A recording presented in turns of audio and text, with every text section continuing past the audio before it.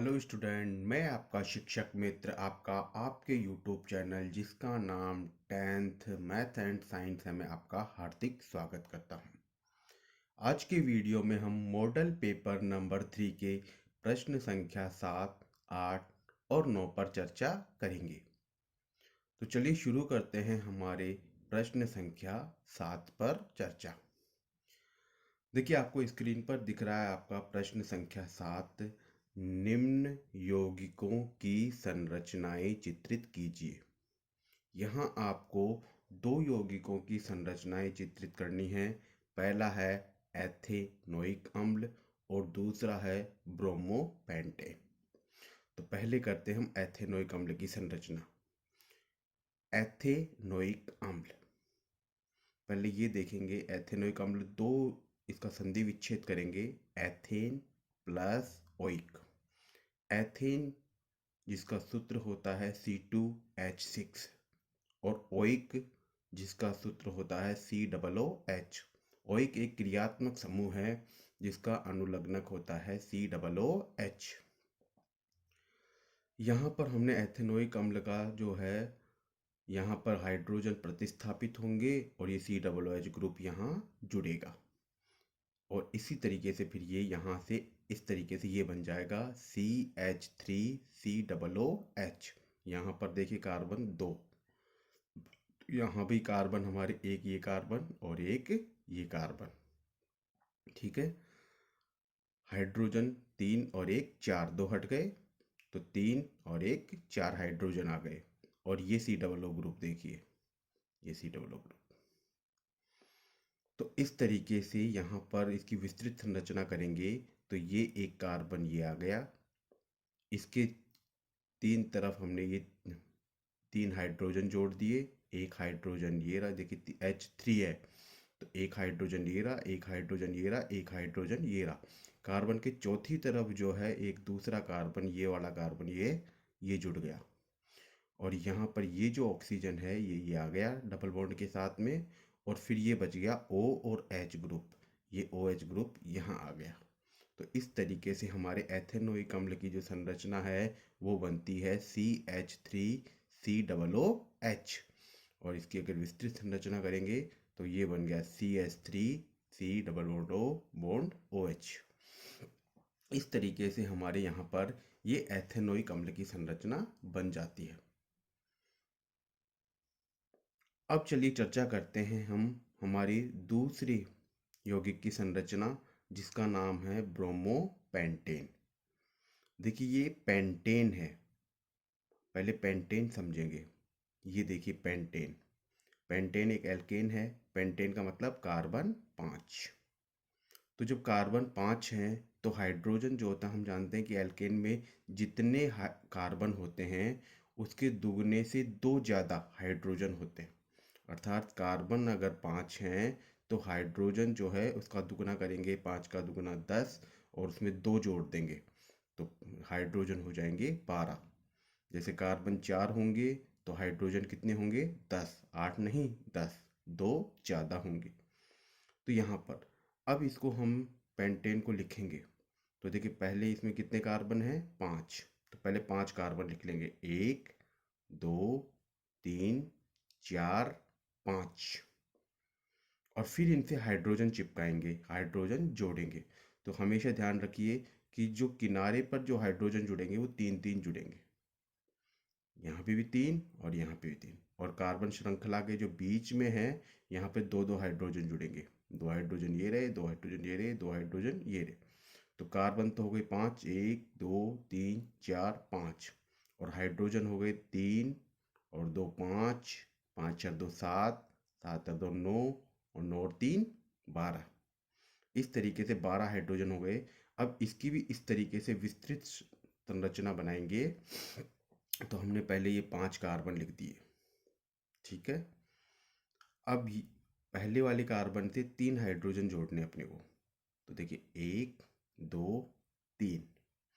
फिर इसके बाद में बीच वाले से 2 जोड़ने हैं, 1 2, क्योंकि इसकी 4 संयोजकताएं देखिए हो गई, 1 2 3 4, हर की 4 करनी है, हर कार्बन की संयोजकता कितनी करनी है 4। अब इसकी 4 करेंगे एक दो ऑलरेडी पहले से मौजूद है, दो हाइड्रोजन चिपका देंगे, एक दो। इस तरीके से इसकी ये हमारी संरचना पूरी हो जाती है। आगे भी इसी तरीके से करते जाएंगे। लेकिन हमें पेंटेन नहीं बनाना, हमें बनाना है ब्रोमो पेंटेन। तो ब्रोमोपेंटेन में क्या होगा कि यहाँ पर जो एक हाइड्रोजन है, जो हाइड्रोजन 12 हैं, उनमें से एक हाइड्रोजन निकल जाएगा और उसकी जगह आकर के जुड़ जाएगा ब्रोमीन। तो हाइड्रोजन जो एक निकल गया, तो हाइड्रोजन तो रह गए 11, क्योंकि कार्बन तो जितने हैं उतने ही रहेंगे। C5, इसमें भी C5। H यहाँ 12 थे, उसमें से एक निकल गया, तो H रह गए अपने 11। लेकिन जो एक H निकला है उसकी जगह आकर के जुड़ जाएगा ब्रोमीन, Br। तो हमारी जो संरचना बन जाएगी वो अब ये बन जाएगी, इसी से बनेगी ये। केवल ये जो हाइड्रोजन है ये हटेगा और इसकी जगह ये ब्रोमीन जुड़ जाएगा। इस तरीके से हमने यहाँ पर दो यौगिकों की संरचनाएं चित्रित करना सीखा है, एक एथेनोइक अम्ल और दूसरा ब्रोमोपेंटेन। अब हम चर्चा करते हैं अपने दूसरे प्रश्न, जो कि हमारा है प्रश्न संख्या 8। प्रश्न संख्या 8 हमारा है, भोजन में लार की क्या भूमिका है। यानी हमारा जो भोजन होता है उसमें मुंह में जो लार बनती है उसकी भूमिका हमें बतानी है। तो देखिए, आपको जो प्रश्न लिखना है, उत्तर जो लिखना है, वो इसी तरीके से लिखना है, पॉइंट वाइज। क्योंकि पॉइंट वाइज अगर आप उत्तर लिखते हो तो एग्जामिनर को आसानी से समझ में आ जाता है कि आप क्या कहना चाहते हैं, क्या समझाना चाहते हैं, और उसे आसानी से दिख जाता है।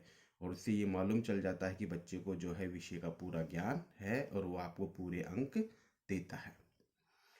तो सबसे पहले हम ऊपर लिख देंगे, भोजन में लार की निम्न भूमिका होती है। अब क्या भूमिका होती है वो हम पॉइंटों में लिखेंगे। तो हमने जैसे पहला पॉइंट लिखा, लार भोजन को लसलसा बनाती है जिससे भोजन निगलने में आसानी रहे।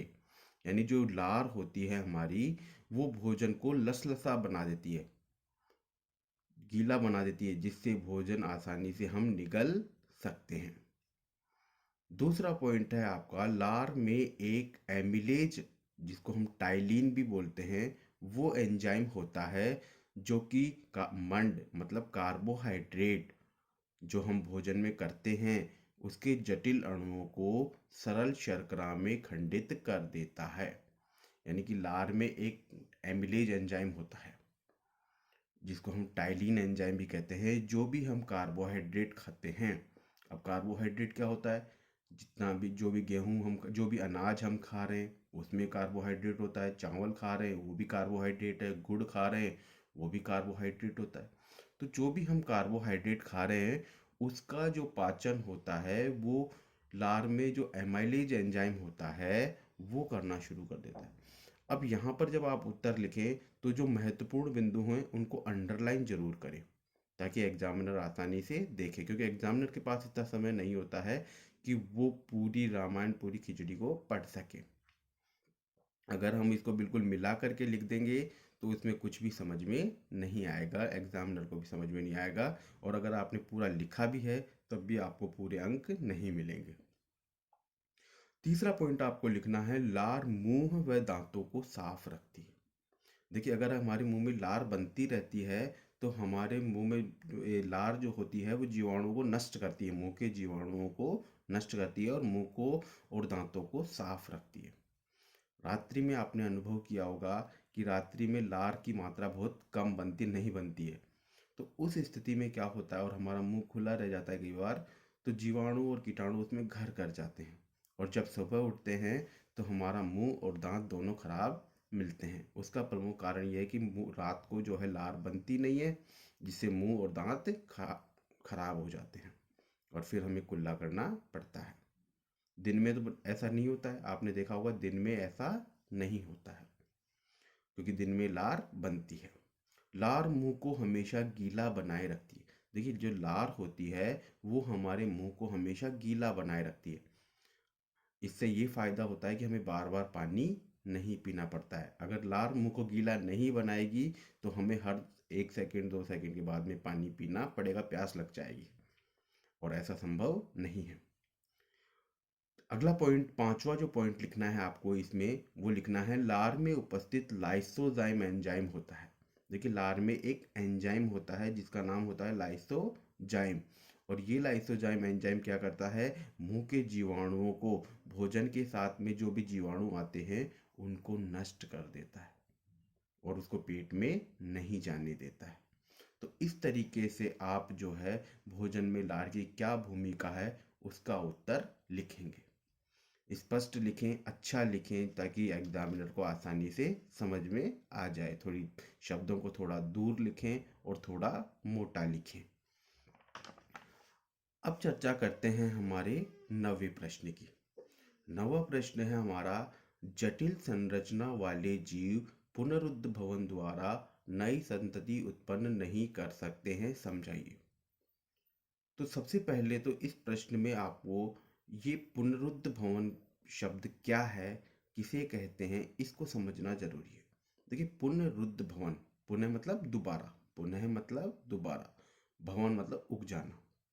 पुनरुद्भवन कि आप जानते हैं कि शरीर का कोई भी अंग टूट जाता है, हमारा नहीं, छोटे जीवों में होता है ये, कि छोटे जीवों में अगर शरीर का कोई अंग टूट गया तो वो वापस आ जाता है। जैसे छिपकली आपने देखी है, छिपकली की जो पूंछ अगर कट जाती है तो छिपकली की पूंछ पुनः आ जाती है, ठीक है ना। इसे हम बोलते हैं पुनरुद्भवन, यानी शरीर का कोई अंग कट गया, उसका पुनः आ जाना, उसे हम पुनरुद्भवन कहते हैं। और छोटे जीव का मतलब साइज में नहीं, छोटे जीव का मतलब होता है जो सूक्ष्म जीव होते हैं, जो हमें आंखों से दिखाई नहीं देते। तो उन सूक्ष्म जीवों में क्या होता है कि जो जीव होता है उसका अगर कोई अंग अलग हो गया तो उस अंग से ही नया जीव बन जाता है। ये एक अलैंगिक जनन की उनमें विधि होती है, पुनरुद्ध भवन। तो पुनरुद्ध भवन की परिभाषा एक बार पुनः देख लीजिए कि जो जीव होते हैं, शरीर का कोई अंग अगर कट जाता है तो उसका पुनः आ जाना, या उस कटे हुए अंग से एक नए जीव का निर्माण होना, इसे हम पुनरुद्ध भवन कहते हैं। अब लेकिन प्रश्न हमारा पुनरुद्ध भवन का नहीं है, प्रश्न हमारा यह है कि जटिल संरचना वाले जीव ही पुनरुद्ध भवन द्वारा नई संतति उत्पन्न नहीं कर सकते। कहने का मतलब यह है कि जो जटिल संरचना वाले जीव हैं वो पुनरुद्ध भवन द्वारा नई संतति नहीं बना सकते, यानी छोटे जीव ही कर पाते हैं, सूक्ष्म जीव ही ऐसा कर पाते हैं। तो उसका क्या कारण है, हम क्यों नहीं कर पाते, ऐसे छोटा जीव ही क्यों कर पाता है? तो उसका कारण ये है कि जो जटिल संरचना वाले जीवों की सभी कोशिकाएं विशेष कार्य करने के लिए विशिष्टीकृत होती हैं। कहने का तात्पर्य है कि जितने भी जटिल जीव होते हैं, जैसे हम जैसे गाय भैंस बकरियां हो गई, बड़े जीव जितने भी होते हैं वो सब जटिल संरचना वाले होते हैं। इनमें प्रत्येक जो कोशिका होती है उसका विशेष कार्य होता है, मतलब वो विशेष कार्य ही करती है, सभी अपना अपना कार्य, मतलब हर एक काम हर एक कोशिका नहीं कर सकती है। तो विशेष कार्य करने के लिए विशिष्टीकृत होती है। और जटिल जीवों में जो कोशिकाएं होती हैं वो मिलकर के पहले ऊतक बनाती हैं, फिर ऊतक मिलेंगे तो अंग बनेंगे, अंग मिलेंगे तो तंत्र बनेगा, और तंत्र से शरीर बनता है। मतलब जो जटिल जीव हैं उनकी शारीरिक संरचना भी जटिल होती है। छोटे जीवों में कोशिकाएं विशिष्टीकृत नहीं होती। ये प्रश्न, यहाँ शब्द विशिष्टीकृत महत्वपूर्ण है कि छोटे जीवों में जो कोशिकाएं होती हैं वो विशिष्टीकृत नहीं होती है, मतलब हर कोशिकाएं जो है सभी तरह का काम कर लेती हैं, उनमें कोई फिक्स नहीं है कि ये कोशिका ये कार्य करेगी। तो उनकी सभी कोशिकाएं समान होती हैं, शरीर की जितनी भी कोशिकाएं हैं सब समान होती हैं, उनका सबका काम समान होता है। तो शरीर की कोई भी कोशिका अगर अलग होती है उनके शरीर से तो उससे शरीर का कोई भी अंग बन जाएगा, और कोई भी जीव वैसा ही जीव भी उनसे वो बन जाएगा। तो इससे वो जो है नए जीव का निर्माण कर लेती है शरीर की कोई भी कोशिका, मतलब उनके शरीर का कोई भी अंग अलग हो, कोई भी अंग अलग होगा उसी अंग से नया जीव बन जाएगा। तो इस तरीके से हमारे आज के मॉडल टेस्ट पेपर नंबर 3 के प्रश्न संख्या 7, 8 और 9 पर चर्चा समाप्त होती है। आशा करता हूँ कि आपको ये तीनों प्रश्न अच्छे से समझ में आ गए होंगे, लिखने का तरीका आपको समझ में आ गया होगा। अगर वीडियो पसंद आया है तो प्लीज़ इसे लाइक करें, सब्सक्राइब करें, दोस्तों के साथ में शेयर करें। धन्यवाद बच्चों।